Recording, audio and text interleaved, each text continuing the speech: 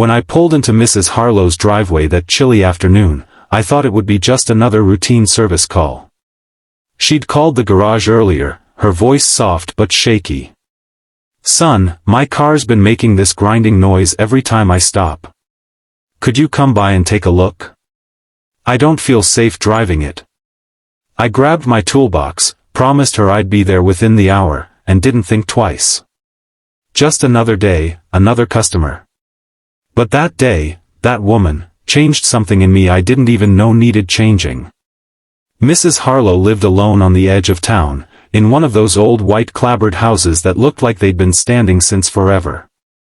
When I got there, she was already waiting on the porch, gray hair pulled back, wearing a faded cardigan, and a smile that tried too hard to hide her loneliness. "You must be Ethan," she said, her voice trembling slightly. "The nice young man from the garage." "That's me," I said with a grin. "Let's see what's going on with your brakes." She led me to her old blue Ford. The thing looked like it had stories to tell, dents, scratches, stickers from places long gone. I knelt down, popped the hubcap, and instantly spotted the problem. Her brake pads were almost gone, the rotors were worn through. Honestly, I didn't even know how she managed to stop that car at all. "Mrs. Harlow," I said, wiping the grease off my hands, "you shouldn't be driving this.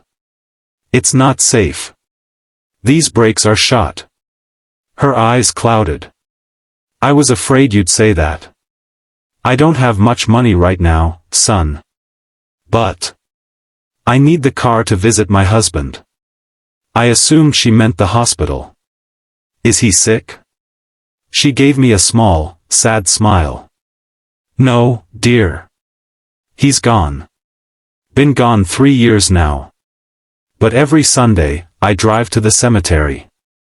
I bring him fresh flowers. I talk to him a while." The way she said it, quiet, like a confession, hit me harder than I expected.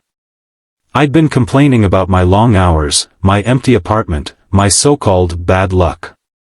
But here was someone who'd lost the love of her life and still made time to care, to love, to remember.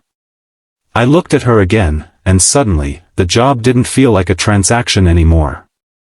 "Tell you what," I said. "Let me take the car back to the shop. I'll fix it up good as new." Her eyes widened. "Oh, no, I can't afford that. Just tell me how much it'll cost, and I'll—" "Don't worry about it," I interrupted. "Consider it an early Christmas present." Tears welled up in her eyes.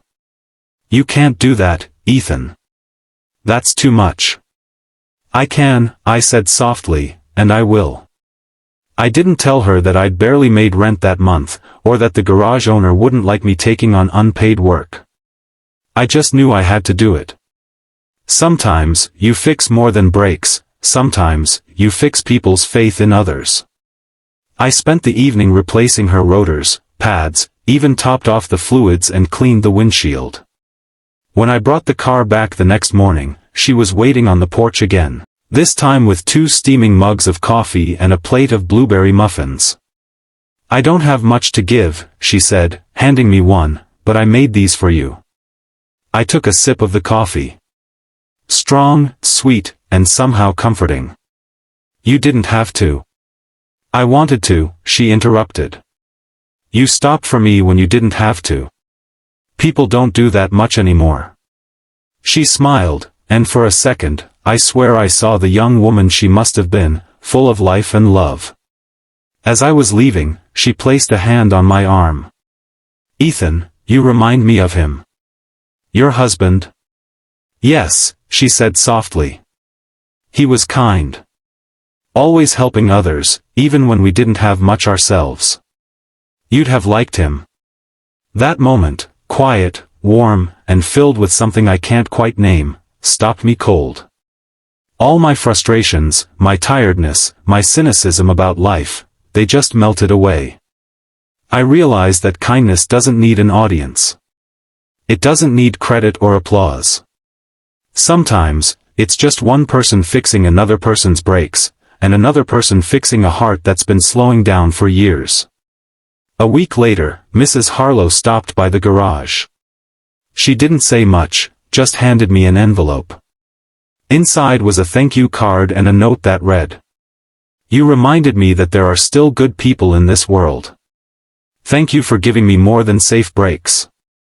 You gave me peace." And tucked inside the envelope was a photograph of her and her husband, smiling beside that same blue Ford decades ago. I keep that photo in my toolbox now. Not because of the car, but because of what she taught me that day. Sometimes you go to fix someone's brakes, and they end up stopping you right in your tracks, reminding you what truly keeps us moving in this world: compassion. Final message. Kindness doesn't always come from grand gestures. Sometimes it's in the small, quiet choices, the ones that remind us we're still human, still capable of love, still connected.